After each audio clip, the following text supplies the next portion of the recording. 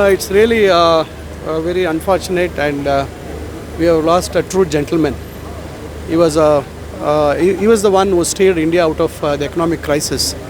Without his support to Narasimha Rao at that time, at the crucial time, I think when the developed countries were really reeling under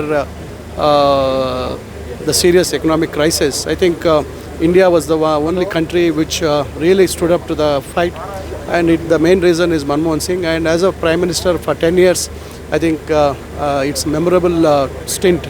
Though he used to speak less, but his actions used to speak.